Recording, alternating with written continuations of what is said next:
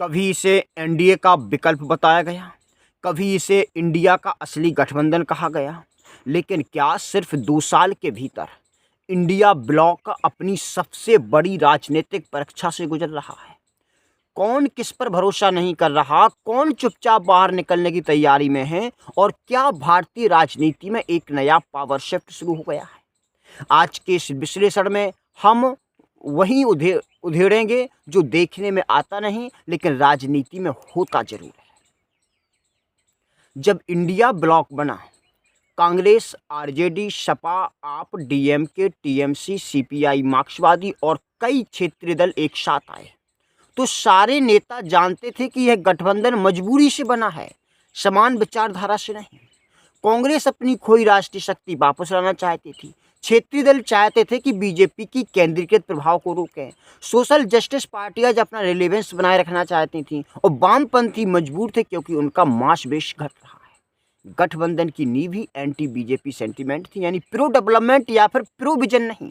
यही सबसे बड़ा स्ट्रक्चरल वीकनेस बन गया। बिहार की हार ने इस गठबंधन की अंदरूनी बेचैनी को खुले में ला दिया।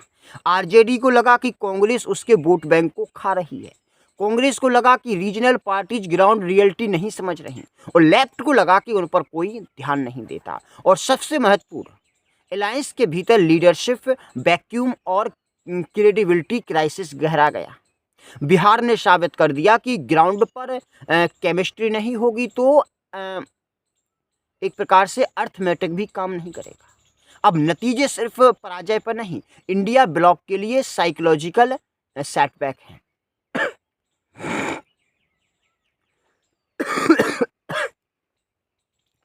टीएमसी, जो ममता बनर्जी कई बार संकेत दे चुकी हैं कि कांग्रेस बड़े भाई की तरह व्यवहार नहीं कर सकती। बंगाल में कांग्रेस की छोटी छोटी बयानबाजियां भी टीएमसी को इरिटेट करती हैं। टीएमसी की राष्ट्रीय महत्वाकांक्षा अलग है। अगर हम आम आदमी पार्टी की बात करें तो अरविंद केजरीवाल पहले ही कह चुके हैं कि हम रीजनल पॉलिटिक्स करते हैं, नेशनल राइट्स कांग्रेस की जिम्मेदारी है, और सीट शेयरिंग विवाद हर बार आपको फ्रैक्शन में डाल देता है। अब सपा की बात करें तो अखिलेश यादव खुलकर नहीं बोलते, लेकिन सपा को लगता है कि कांग्रेस यूपी में ग्राउंड पर जीरो है और किसी भी एलियंस फॉर्मूला में बराबरी का हक नहीं रखती।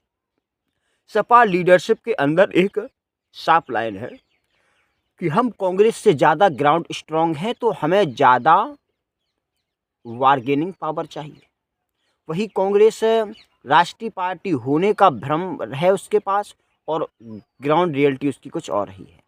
तो कांग्रेस को लगता है कि वह अभी भी देश की नेशनल एंकर पार्टी है, लेकिन ग्राउंड रियलिटी यह कहती है कि 10 से ज़्यादा राज्यों में उसका अस्तित्व नगण्य है। राज्यों में उसके पास ना लीडरशिप है, ना क्रेडिबिलिटी, रीजनल पार्टीज उसे एक, ना ही कोई कैडर है उसका जिससे वह रीजनल पार्टी उसे एक वोट स्प्लिटर की तरह देखती हैं। तो कांग्रेस का सबसे बड़ा संकट यह है कि वह कोलिएशन पॉलिटिक्स में इक्वल पार्टनर बनना नहीं सीख पाई। राहुल गांधी की यात्रा हो या फिर पार्टी का इंटरनल मैसेज, रीजनल पार्टी जिसे कभी प्रायोरिटी नहीं मानती। अब यह सबसे बड़ा ट्रिकी पार्ट आपको हम लेके आ रहे हैं कि इंडिया ब्लॉक का मोरल क्राइसिस क्या है, कौन पीएम का चेहरा बनेगा।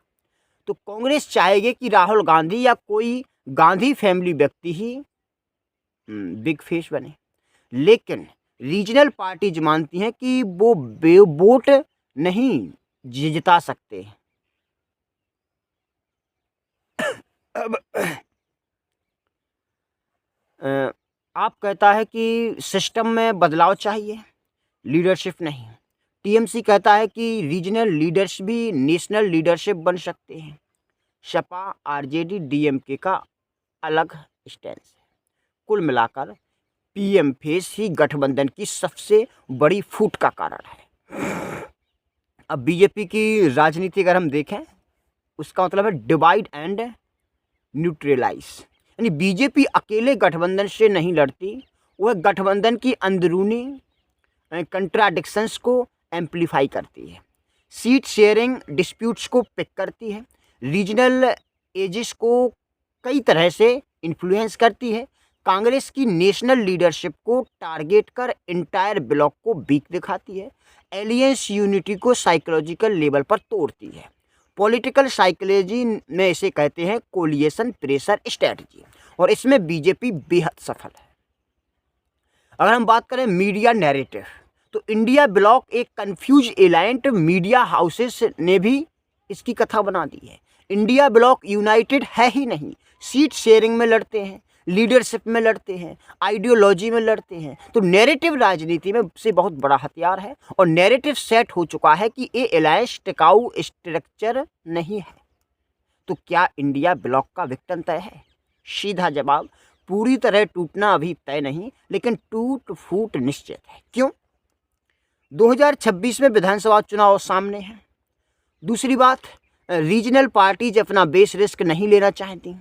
तीसरी बात, कांग्रेस अपनी बार्गेनिंग पावर खोना नहीं चाहती।